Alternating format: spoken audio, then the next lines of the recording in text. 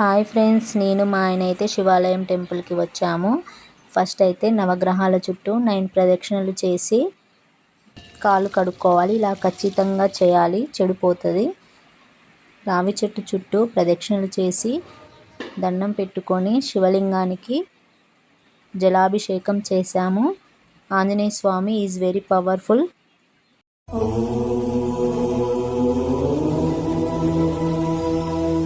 మారేడు దళం చెట్టు. ఈ మారేడు దళం అంటే శివుడికి చాలా ఇష్టం.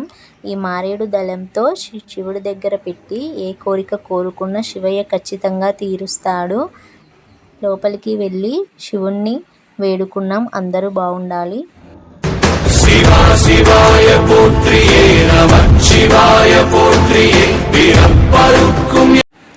గోమాతకు కూడా దండం పెట్టుకున్నాము ఇద్దరం.